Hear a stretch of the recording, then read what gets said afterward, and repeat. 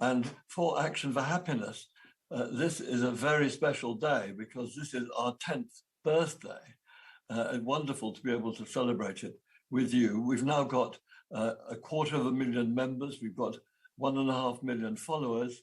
And as you know, all the members have pledged to try to live in a way that creates as much happiness in the world as possible. And I think it was that message that made you decide to become our patron, which we are so pleased about.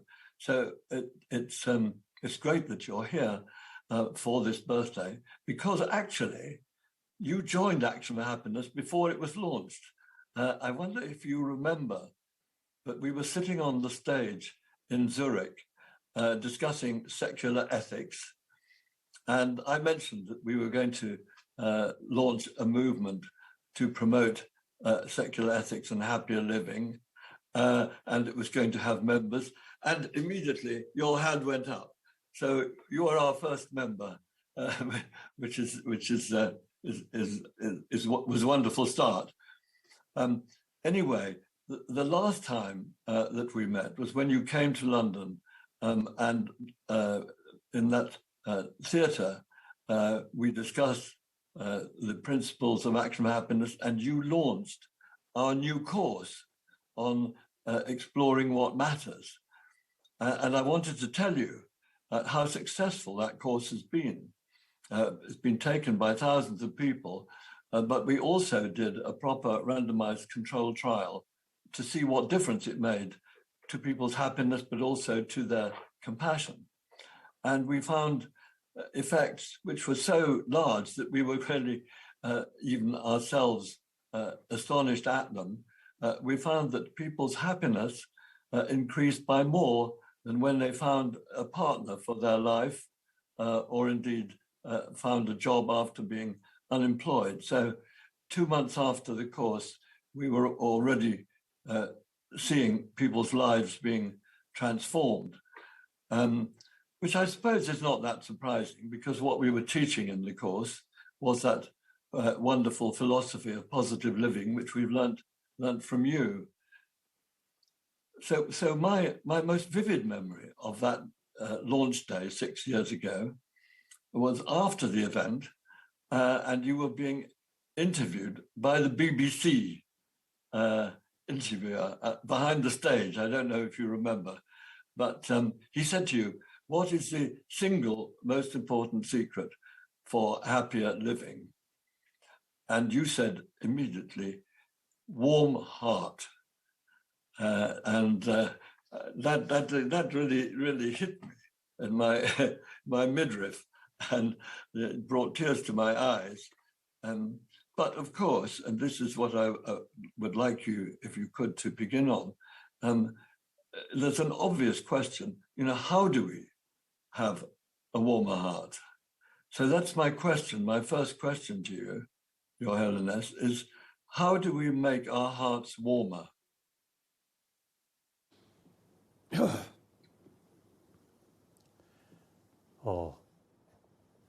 With warm-heartedness and taking care of others' well-being. It is by birth. We already sort of equipped that.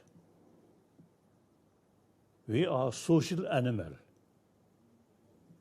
One individual's survival depends on the community.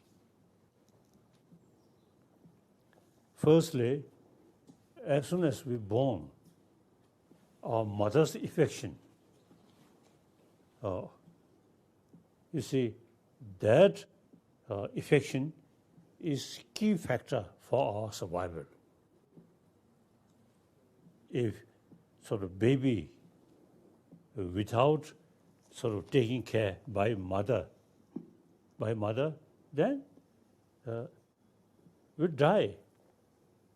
So that's, we are, as a social animal, we from our own mother and survived with mother's milk.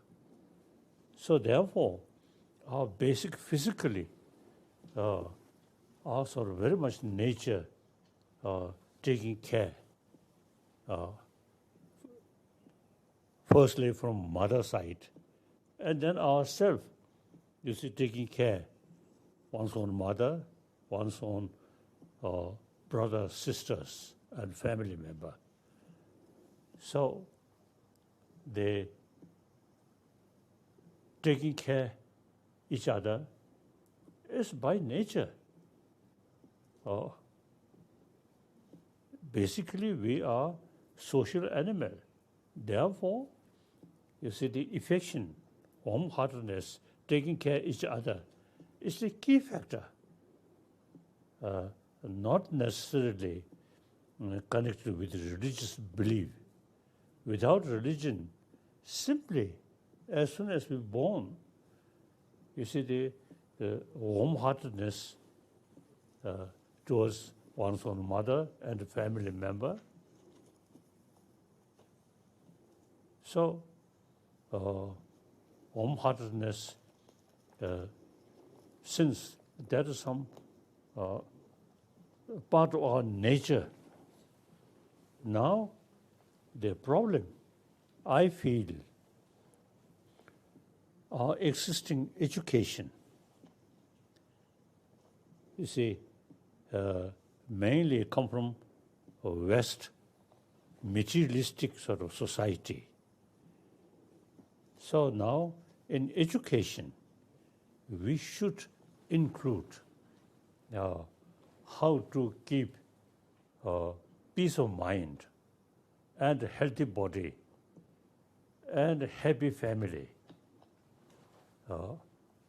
Then,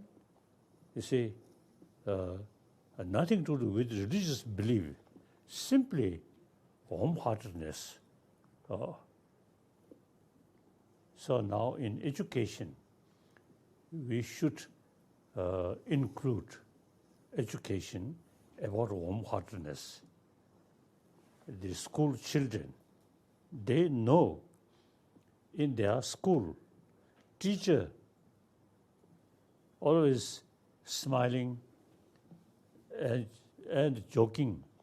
Then student very happy come that class. And the class, the teacher always show angry face. Then student very unhappy come to that class. And then animal also. If you show warm-heartedness like dog and even some birds, if you show warm-heartedness, then dogs always sort of also they show also friendly attitude. Their tail go like that. If you show some angry face, even dogs are unhappy.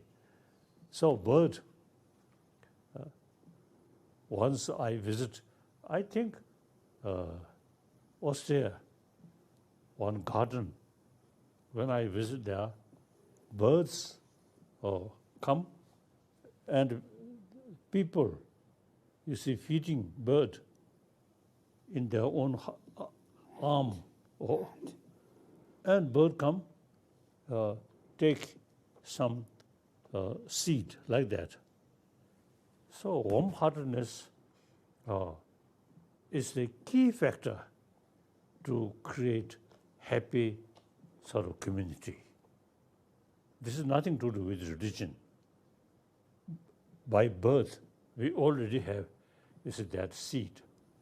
Now education, in modern education, we should include how to keep inner peace. So, according to Indian, or generally, the secular, nothing to do with religion. Simply, how to keep individual happy person and happy family and happy community, eventually happy world. through warm-heartedness and a sense of brotherhood, sisterhood, then we can truly develop peaceful human society. I always sort of determined to build humanity with a sense of oneness of human being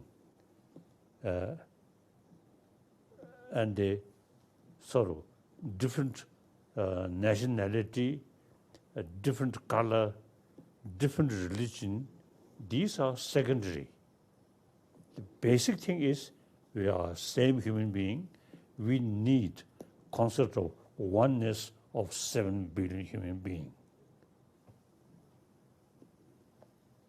Yes. I suppose that some people are born, as you say, everybody is, with an inner capacity for warmth, but they have some very tough experiences, and that makes them unable to respond. It gives them a cold heart as a method of defense against what might be happening to them. So I wondered if I could ask you actually how you have managed, because you have had some very bad experiences having to leave your country. You've had to be a head of state, which is a very lonely position. You've not had an easy life, but somehow you've kept this radiance, this inner radiance, which we've all experienced, and this lovely smile, if I may say so. So how have you personally managed to prevent these problems from making your heart less warm? My question is, how have you preserved this inner radiance and your smile? Right. Firstly, whole Tibetan cultural heritage. You see, don't harm other. Even insect from our family, it's our tradition. When child try to catch fly or something, and then the family members say, don't kill. So that's our habit. Because of the Tibetan community, we are also a practitioner of Buddha Dharma, the Buddhism. Like any other religion, the key message of all religion is affection. Whether Christian or Muslim or Buddhist or Jain. So I myself used to come from that kind of also family. And then my family, my mother, very kind woman. Then people choose me as a Dalai Lama's reincarnation. Then I came in Lhasa, study. So on basis of our sort of heritage, more compassionate sort of heritage, on top of that, study about Buddhist philosophy, these things. Very useful. And then come to India as a refugee. So that also very helpful for my life. As you come to India, the free country, democratic country, and all major world religious traditions live together here. Basically, different religion mutually respect each other. That's India's tradition. So I came here as a refugee. At the same time, I am the guest of Indian government. So I'm very happy, very safe, very happy, and enjoy India's freedom, India's democratic sort of system. So in a way, sometimes I feel if I still remain inside Tibet, maybe something different. As a refugee, come to this country, remain guest of Indian government. Now I'm very happy. So my sort of responsibility is to share my own sort of inner peace, and that also on secular basis without religion. So I also have last few decades I have special connection with modern scientists. So now scientists also now realize calm mind, the basis of peace of mind is something very important. Even physically. So peace of mind, that create all body element become more normal way. Too much anger, too much suspicion, then mental level much sort of disturbed, like that. So peace of mind is very, very helpful. And then the circumstances also give me opportunity to practice that. And then more sort of contact with people from different country or different religious background. Whenever I met people, I never consider I'm Tibetan, I'm Buddhist. I never consider. I simply consider we are same human being. So whenever I meet someone, I always smile. Well, that's wonderful, absolutely wonderful. And they say every cloud has a silver lining, and certainly we have benefited in the West, even though the Tibetan people have lost from your coming out and touching us all in the way. So extraordinary. You have made a revolution in the West, in point of fact. So if we moved on from the inner peace and serenity issue to the issue of human relationships with other people, which we know from our experience and from research, including kind of research we do at the London School of Economics. We know the huge importance of good relationships for happy living, relationships in the family, relationships at work, relationships in the community. All these things are very important. But relationships can involve elements of stress, and how to handle this. Now, some people say, I had a very interesting conversation with Thich Nhat Hanh. He said, in any stressful relationship, all you can do is manage your own feelings for the other person. You just improve your own self. But other people say, especially in the West, that it's important to be open about how you would like the other person to change. So I'd really be interested. What in your mind is the secret of building and maintaining good relationships? As I already mentioned, I believe entire 7 billion human beings are same human brothers, sisters. Then I believe, now thinking my nation, my government, my country. That kind of thinking is now outdated. In the past several centuries, because of too much emphasis, my nation, my community, my power, then conflict, these things happen. So now, today, we should think oneness of 7 billion human beings. We should think peaceful world.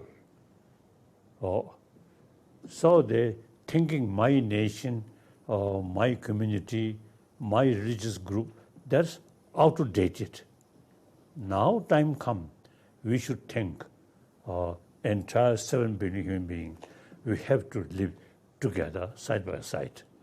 Easterner, Westerner, Northerner, Southerner, different color, different sort of tradition. But we are same human being. We have to live together on this planet. So therefore, see, when we think more realistic way, then naturally,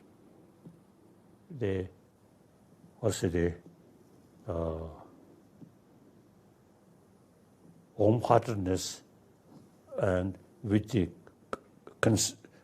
conviction of oneness of 7 billion human beings. So therefore,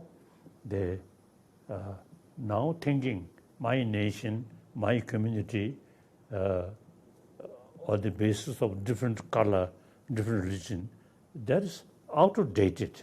Now we have to think oneness of 7 billion human beings and try to educate every human being. We are same human being. We have to live side by side on this planet. Now on top of that, now climate condition, now changing, and global warming also now becoming something serious.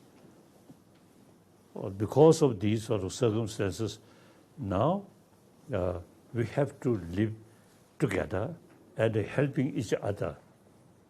That's the only realistic way. Okay. But what would you say to people who are in a conflict with some family member? They obviously have to work on their own feelings about the other person, but how open should they be with the other person about how they want the other person to be? Put it this way, to what extent can you try to change another person? How much should you be open about how you want them to be? As I mentioned earlier, we are a social animal. We have to live together, side by side. So, according to that circumstances, if we consider all other, irrespective what different attitude, even you see angry person, still human brother. So if someone who show negative attitude towards you, you should feel pity.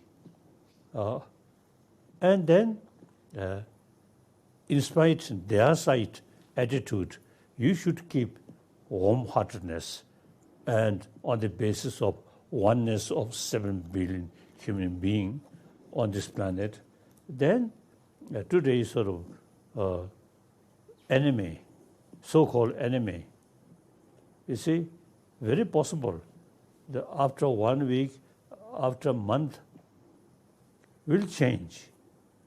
If the other person more negative attitude and you also respond same way, then the problem never end, never disappear. So the my own sort of experience, I always keep more warm-heartedness towards everybody, including those people who carry some sort of problem on us. Keep as a human brother, sister. Things are changing. Okay. Well, I think it's a wonderful way of putting it. Thank you so much. So, and what you were talking about is really a fundamental change in our culture. And I know that we have discussed this before, the need for secular ethics as the basis for building a new and more generous culture. And I remember I asked you once, were you thinking of founding an organization to promote a change in culture in the West? And you said that, no, that's not my role. I can teach, but I can't form an organization. So that was when I told you we were forming an organization that was going to try to do exactly that. And I think that's why you wonderfully agreed to be our patron. And so we now have hundreds of thousands of people around the world taking daily action in their lives to be happier and kinder to other people. So as we celebrate this movement of ours, the 10th anniversary of this movement, what is your message to this global Action for Happiness community? We'd love to hear what you think of what we have achieved and what we're trying to do. What is your message to the members of our Action for Happiness community? You see, your organization or your group, without religion, simply, with warm-heartedness and a peaceful sort of attitude, that is wonderful, very practical. And that is almost, I think, the hope of future. If we create happy world, happy humanity, now that is the only way. You see, too much emphasis on religious basis or racial basis, and then difficult. So, as I mentioned earlier, the concept of oneness of 7 billion human beings. So now your society, really wonderful.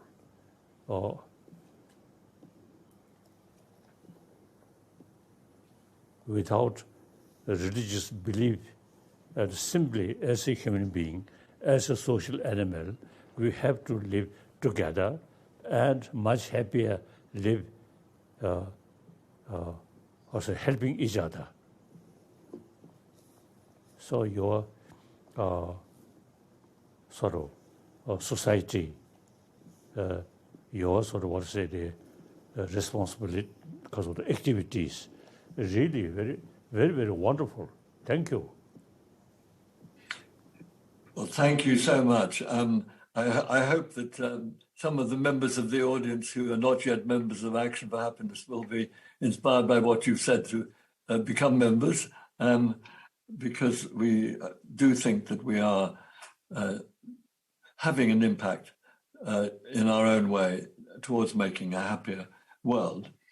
Now, the person who created our movement is Mark Williamson. He's our wonderful director. He's an incredibly inspiring person. He's also a very well organized person, fortunately, and fortunately he also is a master of IT, which I wish I was more of.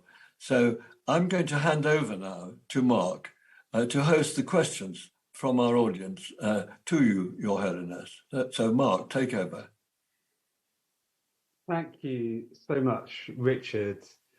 And Your Holiness, it is a pleasure to see you again. I have very happy memories from our time together in London when you came to launch one of our community activities.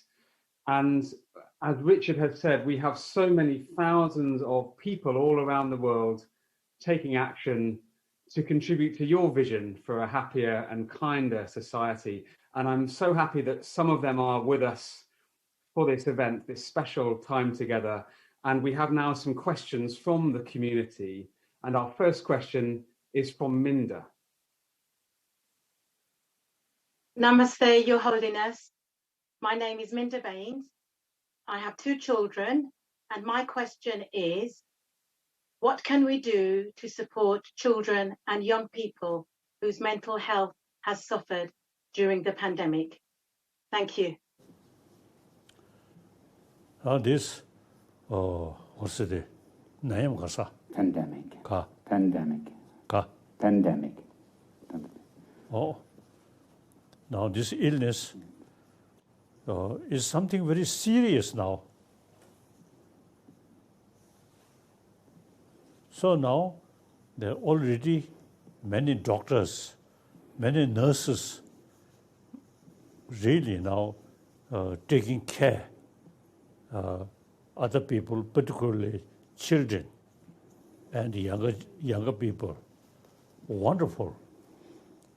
Now, this sort of special illness worldwide, now in India also very serious. Now, a medical sort of professor, you see, they are carry some research work, but mostly important is showing affection, taking care, especially children who suffer the physical sort of weakness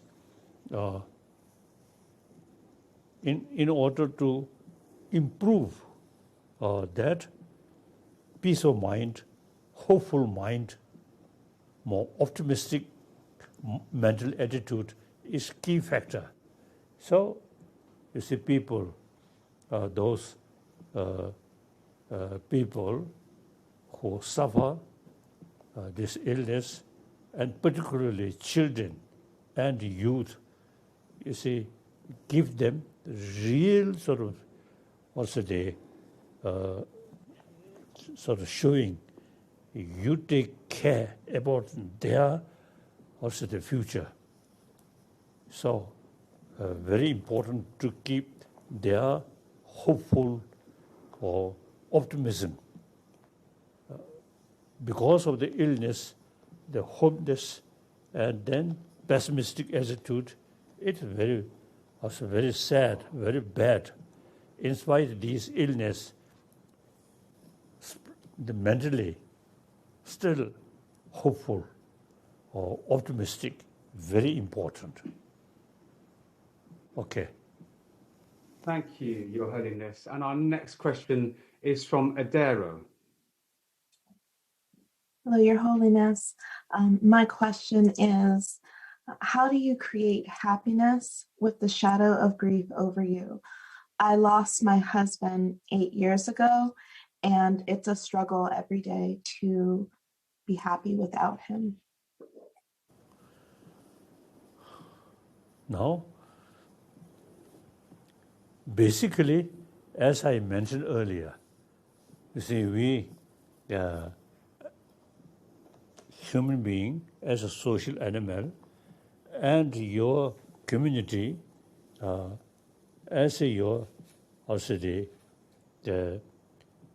basis of your happiness, basis of your successful life. So, your husband, one individual. So, it is very sad. It's a husband passed away, but still your community still carry the also the oneness of same community. Then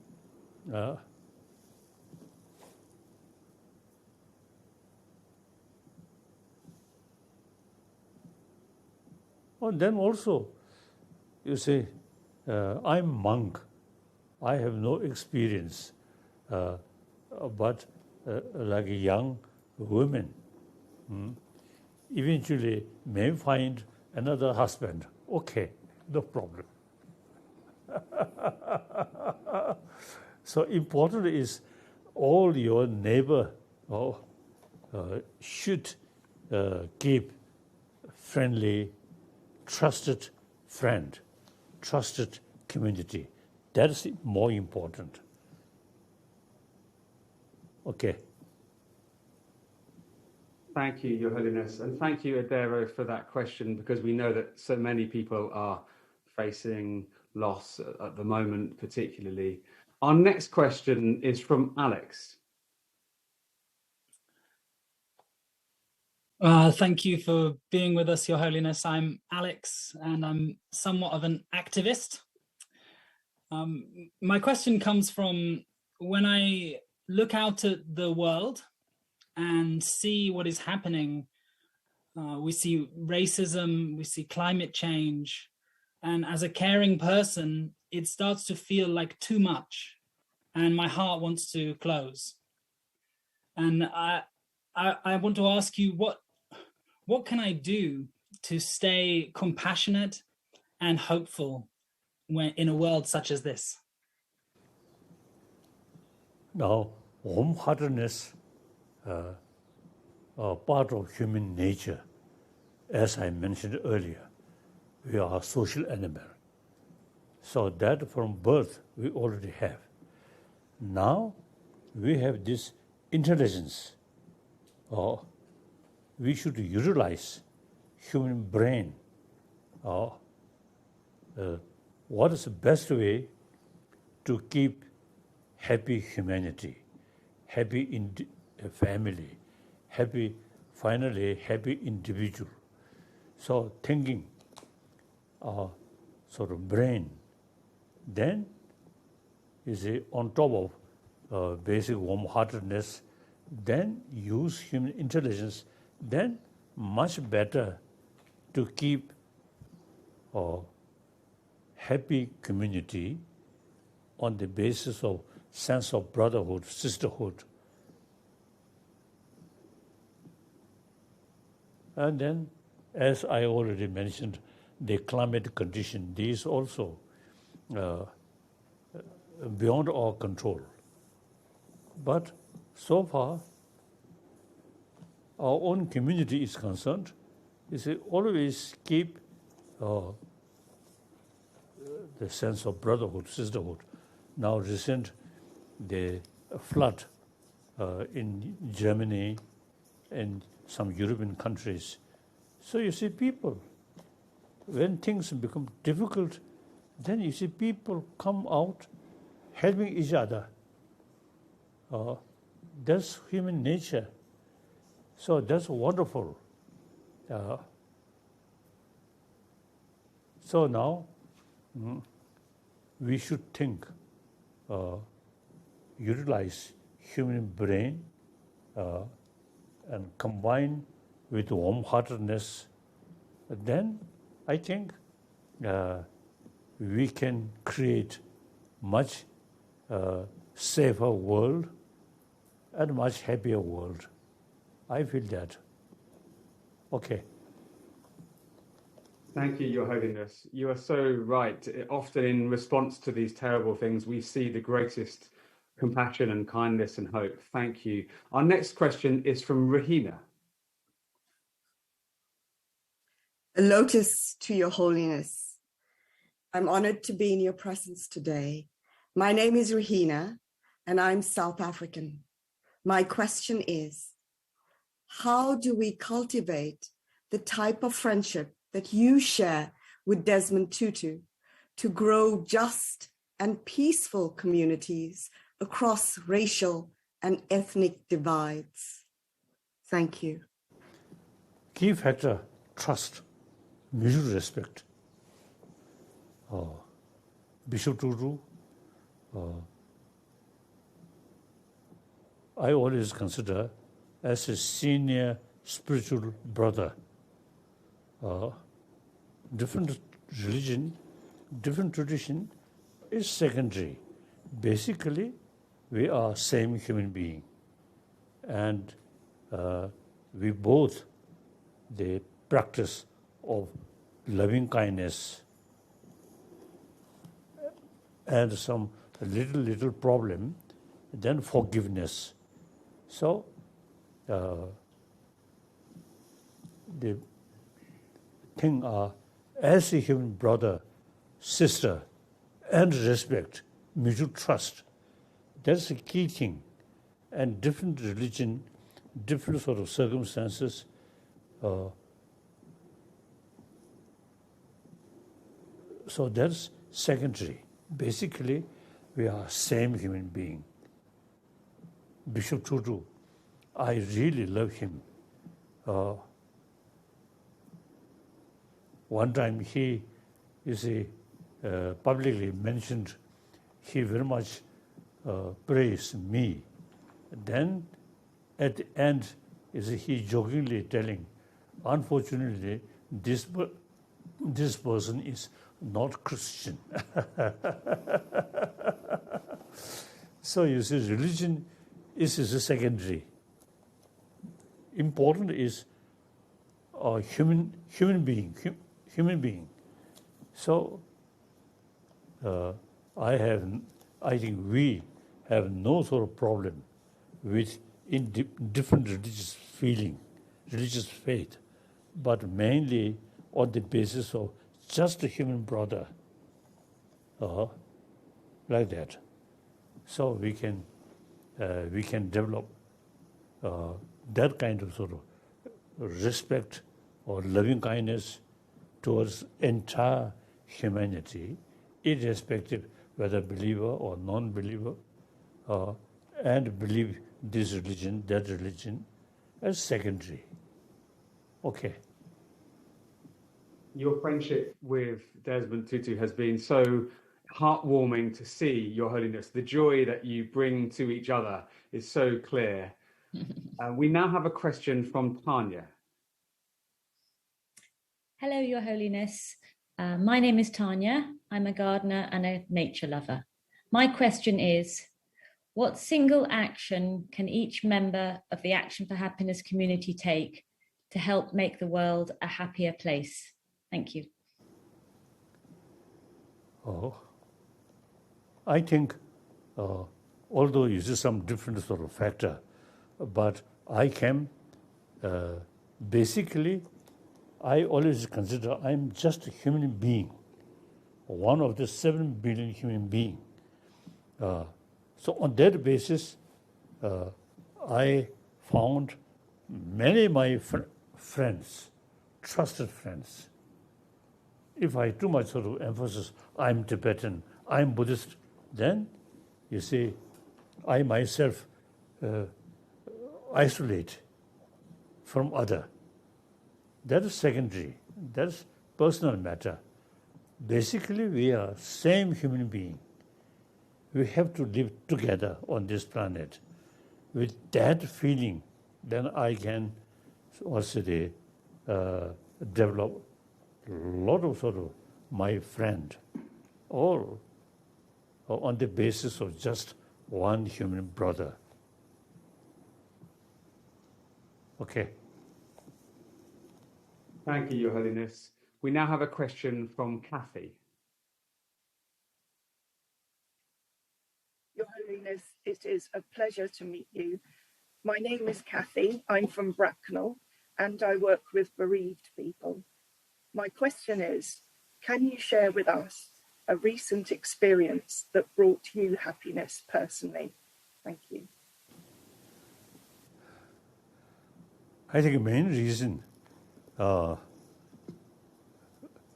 visit different places and meet people from different faith, including scientists. So whenever I meet people, I show smile. They also, you see, showing really trusted attitude. So that's a really source of my happiness. firstly, I myself, you see, as a result of practice of warm-heartedness, I myself gain some much benefit, and then share more people, and many people, you see, agree and show me similar way. That's what's the real sort of factor. I'm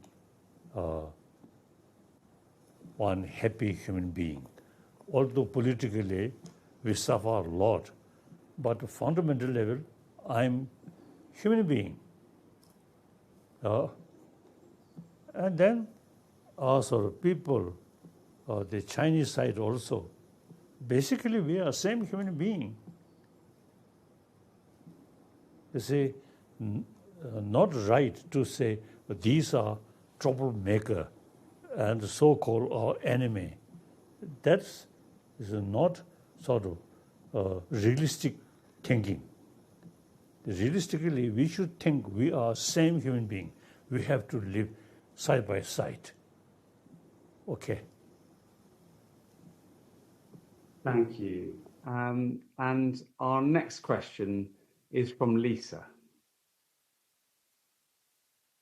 Good morning, Your Holiness. My name is Lisa Tooby, and I work as a health and wellbeing improvement practitioner in the National Health Service. My question to you is, how can I bring hope and happiness to healthcare workers who may be feeling overstretched and exhausted? Yes, now you see people who really dedicated serving other, then eventually you're mentally also a little bit sort of discouraged and feeling of tiredness, and physically also a little bit sort of exhausted.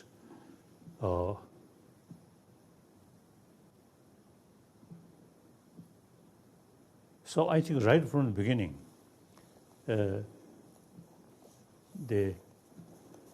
we should approach, or we should commit, you see, these work, helping other, at the same time, without damaging your sort of physical strength.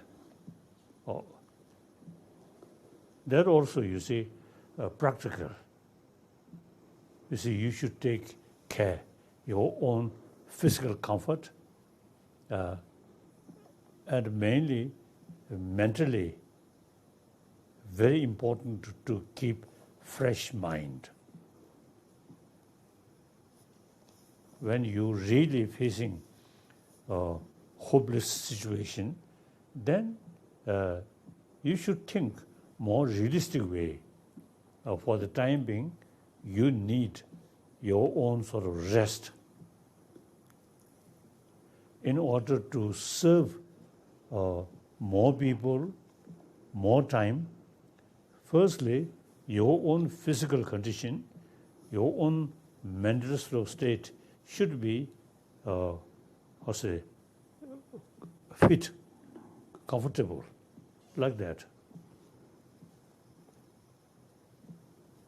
So people who really dedicated serving other people, and you see, taking care themselves, also indirectly helping, serving others, like that. Okay. Thank you, Your Holiness. Such a wise answer.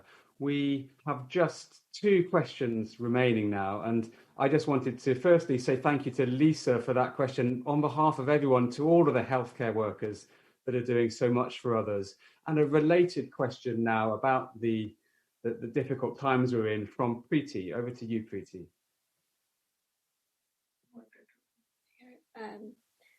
Namaste, Your Holiness. My name is Preeti. I'm a teacher at Birmingham University.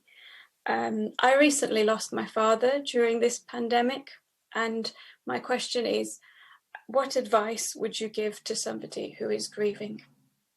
Thank you. It is really understandable. Your dear father passed away at such sort of situation, you feel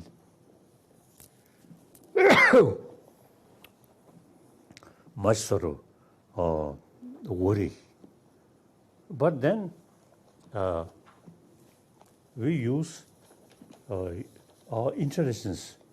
One, the ancient Indian master, mentioned, if you face some suffering, some problem, and think whether there is opportunity or to overcome that suffering or not. If there is way or if there is possibility to overcome that particular suffering, then no use worry, make effort. If there is no way to overcome, then no use too much worry. So we should be also realistic. Your father passed away, very sad. But your friend, not only your parent, but also many friends. So one friend now passed away, but still a lot of human brothers, sisters still there. So thinking that way, when my mother passed away, I really feel very sad. But then that's quite nature, and no use too much worry. And instead of worry, some prayer, like that. So when one dear family member passed away, then think more deeper way, and I think now you remain, so you have to carry your parents, your fathers, also the wish, carry continuously. Okay. Thank you. Preeti, thank you for your question, and we all send you so much love at this difficult time from the community. Your Holiness, our final question at this very special event is from Daniel. Hello, Your Holiness. My name's Daniel. I'm one of the 7 billion too, from London, England. Nice to meet you. My question is, I have young kids, aged 3 and 5. What's one thing I can tell them to help lead a happier life? Thank you.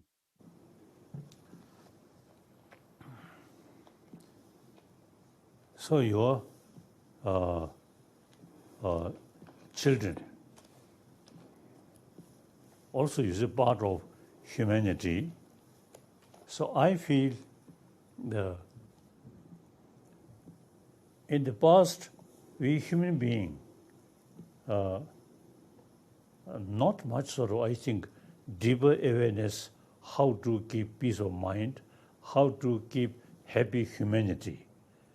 Now, gradually change. Now, human being more sort of experienced knowledge to keep peace of mind, like that, and happy humanity. So, the future generation, your child, future generation, so they have to face future. So important is warm-heartedness and oneness of 7 billion human beings. And my nation, my religion, my community, that narrow-minded thinking is outdated.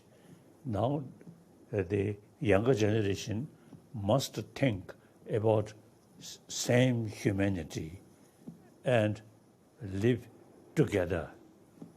So that I feel important. Okay. Your Holiness, thank you so much for answering all these questions, and thank you to everyone in this community who has brought these very wise and meaningful and moving questions this evening. On behalf of all of us involved in this community, we just wanted to say thank you for your inspiration and for helping us try to create a happier and kinder world together. I would like to now hand back to Lord Layard to close our very special time together today. Thank you. Well, Your Holiness, this has been a most amazing event.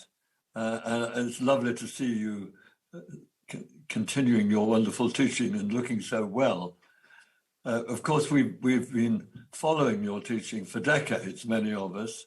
And I think I can say, for those of us who founded this movement, that we were inspired more by you than by anybody else to go and do that. So thank you for all the support that you've given us over the years. And thank you especially for this particular event.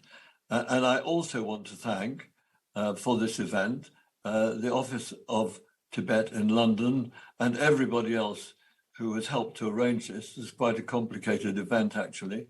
I want to thank the whole Action for Happiness community for their involvement, and I want in particular to thank the audience for being with us. So, Your Holiness, we've adopted a new motto for our movement, which is happier, kinder, together. And I can't think of any better way of describing what it is that you've taught us. And let's hope you've actually made us happier, kinder, and together. So thank you so much, and the very best wishes to you. Thank you. Thank you. Thank you very much. Okay. See you again. Please come to London. Yes. Okay. Thank you.